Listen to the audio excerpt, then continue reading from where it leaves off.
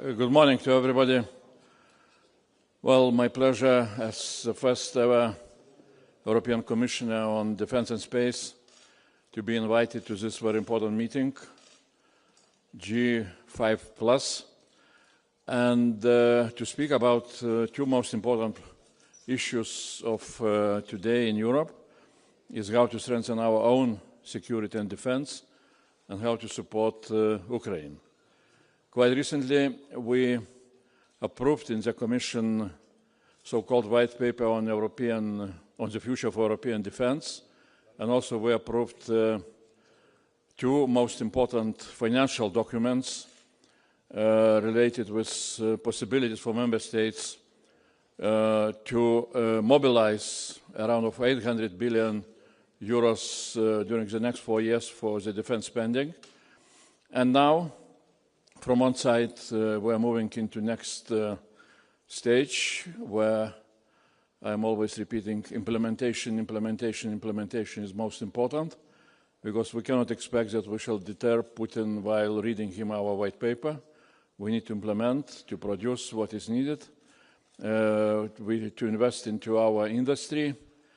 And the Spanish industry is really one of the most strongest industries in Europe. And I hope that those opportunities will be used both by all the different governments of the European Union and also by the industries in order for us to ramp up our production, which is needed in order for us to implement so-called NATO capability targets. So that is what we shall discuss today. And again, thanks a lot for Spanish government and Spanish Foreign Affairs Minister who invited us to participate in this very important meeting. Thanks a lot.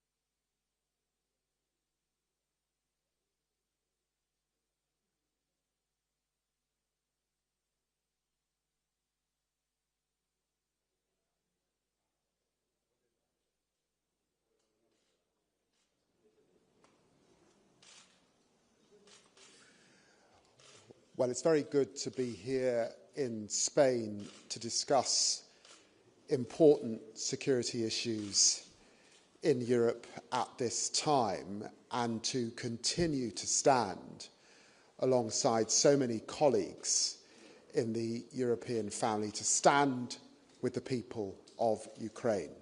All of us want to see an enduring, long-lasting peace. And to get that peace, we need Putin to accept a ceasefire without conditions now. It's also important that European partners continue to step up in relation to Euro-Atlantic security and defence. And that is why in the United Kingdom we are committed to getting to 2.5% of spending on defence by 2027 and getting to 3% into the next Parliament. This is a very important time to be discussing this issue with European colleagues over the next few hours. I'm very pleased to be here in Spain and also to see UK Prime Minister standing alongside President Macron in France, ensuring that we share the load here in Europe and that we continue to partner with our friends in the United States to broker and to get the peace that the Ukrainian people deserve. But let us be absolutely clear.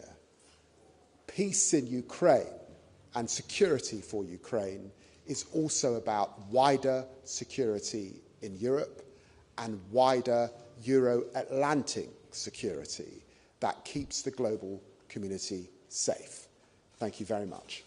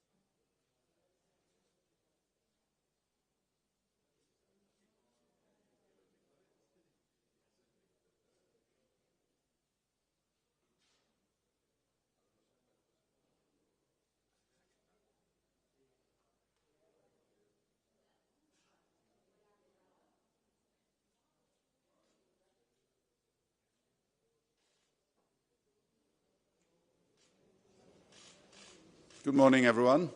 Delighted to be in Madrid at the next Big Five meeting. There were initiators in Warsaw some months ago, originally as Weimar, which is to say Germany, France, Poland, became Weimar Plus to include Spain, Italy, United Kingdom, and the European institutions, the High Representative, and the Commissioner for Defense. You know the agenda, the continuing Russian aggression against Ukraine. We're preparing a meeting, and I'm very glad that the main European countries appreciate that this is not just a problem for the eastern flank, but that Putin's aggressive intentions are a problem for all of Europe. And if it's a threat to all of Europe, then we need a European way of addressing it. Russia is not only bombing in Ukraine, it is conducting a hybrid war against all of us. Here in Spain, there is disinformation, there are attempts at political manipulation, but in many countries we also have other elements of hybrid war just below the threshold of kinetic action. In Poland, we've had arsons, we have espionage, we have the cuttings of energy and data cables under sea, we have aggressive propaganda. All of this needs building European resilience, and we need to treat defense, the rebuilding of our defense industries seriously. This is what I hope we'll be discussing. Thank you. Minister, one question here. Of course, we are, this is Juan Torino from W Radio. Of course, we have seen the commitment of Poland and the help of Ukraine. But when we will see the first boots, the first European boots, the so-called peacekeepers in Ukraine land? Well, you're jumping ahead several steps.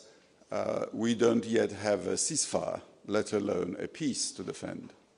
The first thing we should keep in mind is that it is Ukraine that decides if and what foreign troops may be on its soil. Ukraine and no one else.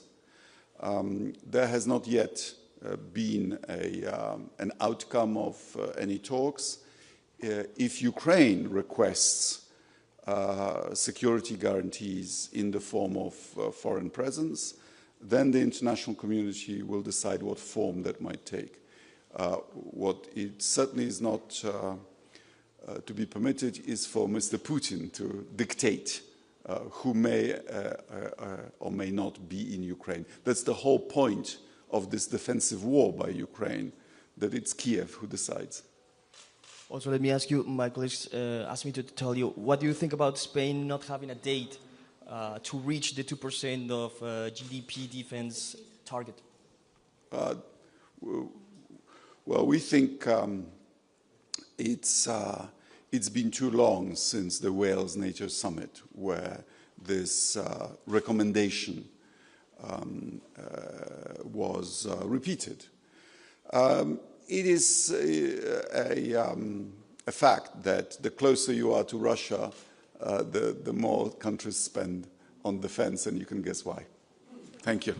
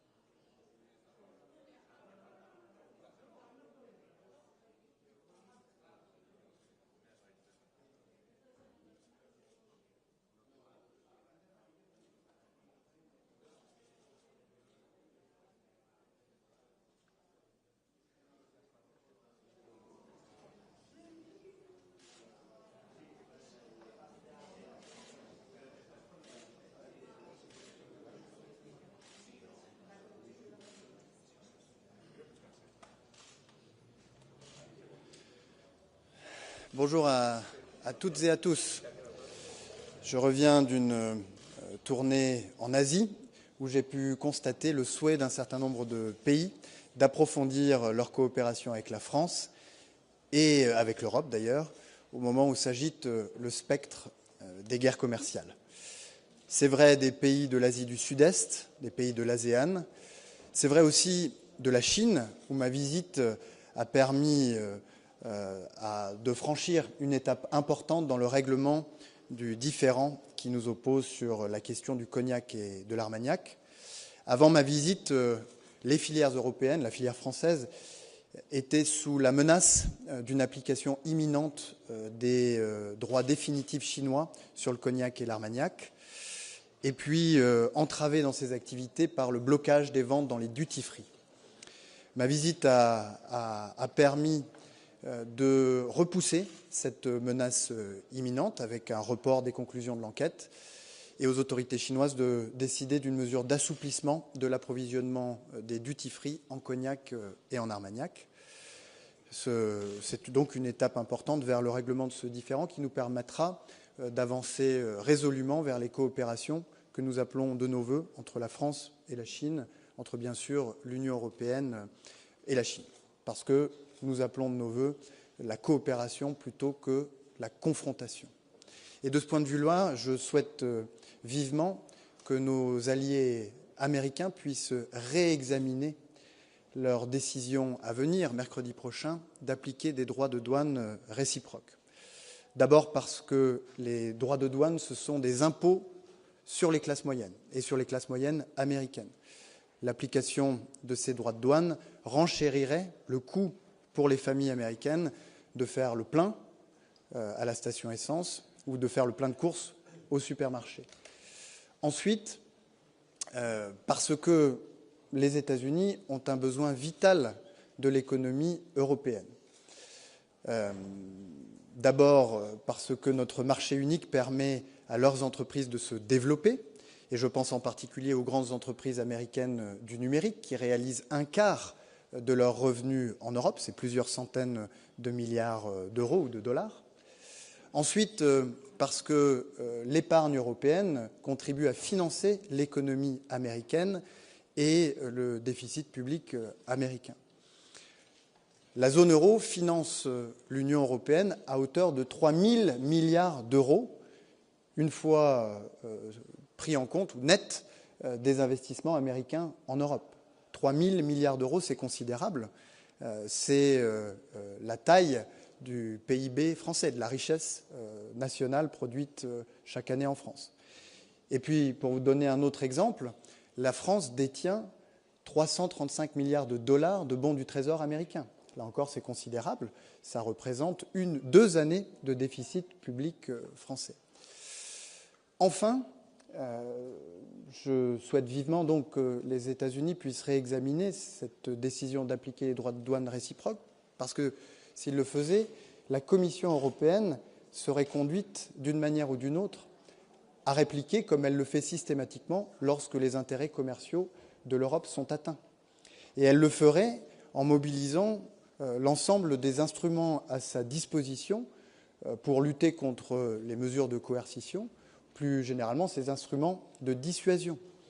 Et elle dispose aujourd'hui d'instruments particulièrement puissants qui lui permettent d'aller bien au-delà de l'application de droits de douane, en réplique à des droits de douane qui seraient appliqués sur des produits européens, mais également à appliquer des taxes aux exportations et pas seulement aux importations, à prendre des mesures de restriction à l'accès aux marchés publics européens, voire même à des restrictions d'accès au marché unique européen des services, y compris les services numériques ou des services financiers. Tout cela, nous voulons évidemment l'éviter, et c'est pourquoi nous appelons les États-Unis, dont la France est le plus ancien des alliés, à entrer dans une logique de coopération plutôt qu'une logique de confrontation. Un mot sur la réunion d'aujourd'hui, qui est très importante et que je remercie l'Espagne d'accueillir, qui va nous permettre de faire le suivi et d'opérationnaliser les décisions qui ont été prises lors du sommet de jeudi dernier que le président de la République a convié à l'Élysée en présence de Volodymyr Zelensky. et en particulier de poursuivre notre soutien à la résistance ukrainienne. De ce point de vue-là, le président de la République a annoncé 2 milliards d'euros de soutien supplémentaire à l'Ukraine en provenance de la France. De soutenir les efforts américains pour aboutir à un cessez-le-feu. Et de ce point de vue-là, il y a déjà plusieurs semaines, l'Ukraine a consenti à un cessez-le-feu sans condition, cependant que la Russie poursuit ses crimes de guerre. Et je le dis au jour du 3e anniversaire du massacre de Boutcha. Et je crois qu'aujourd'hui, la Russie doit aux États-Unis d'Amérique, qui se sont beaucoup engagés pour aboutir à un cessez-le-feu, une réponse claire sur sa volonté de cheminer vers la paix. C'est oui ou c'est non. Et puis cette réunion nous permettra aussi, dans la suite de la réunion de jeudi dernier, du sommet de jeudi dernier, d'aborder la préparation des garanties que nous pourrons apporter une fois la paix conclue pour qu'elle soit juste et qu'elle soit durable. Et de ce point de vue-là, une équipe franco-britannique se rendra dans les prochains jours en Ukraine pour avancer sur ces travaux. Et ce soutien à l'Ukraine, il s'inscrit plus largement dans notre souhait de renforcer la paix et la sécurité en Europe. Et pour cela, de poursuivre le travail engagé au niveau européen avec le livre blanc sur la défense, et nous aurons des échanges avec le commissaire en charge aujourd'hui. Et puis dans les suites des conclusions du Conseil européen qui ont défini les besoins capacitaires et les moyens de les combler. Parce que oui, si nous voulons la paix et la sécurité, nous devrons dissuader la menace, et nous dissuaderons la menace par la force militaire, une force militaire qui s'appuiera sur notre force économique et sur notre force morale. Et nous avons tous les moyens pour y parvenir. Nous avons une épargne abondante, nous avons un niveau d'endettement qui est beaucoup plus limité que d'autres régions du monde. Nous avons un marché unique qui est particulièrement puissant et nous avons une capacité d'innovation inégalée. La seule chose qu'il nous faut, c'est de la volonté, parce que pour reprendre les termes de Raymond Aron, nous croyons dans la victoire finale des démocraties, à condition qu'elles le veuillent. Bonne journée à toutes et tous.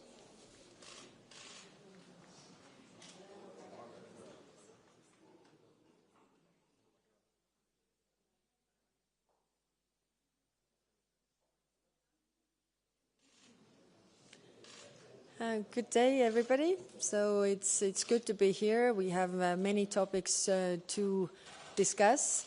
I mean, first, of course, Ukraine. What more can we do to help Ukraine? And also the peace process. So what is the European input also to the process? What we can see is that we are now 3 weeks into the time where Ukraine was agreeing to unconditional ceasefire, and 3 weeks later we still don't have Russia. Russia is playing games and not really wanting peace. So our question is, how can we put more pressure on Russia? And then, of course, we will also discuss our own defense. What more can we do to use the tools we already have to make us all stronger? And the strongest tool we have is our unity, so we need to work for that as Europe facing all these threats coming our way. So thank you. I'm ready to take your questions. Hi, Suman Nashitham from the Associated Press. Can you speak to the role that the U.S. must play in Ukraine and Russia peace talks? U.S. has called the talks and doing the shuttle diplomacy. But right now, I think what we need is also Russia to agree to this ceasefire, to move on, to show goodwill by, giving back the Ukrainian children that have been deported to Russia or releasing the prisoners of war. I mean, many things that they can show. So I think U.S. also has the role to put more pressure on Russia to stop this war.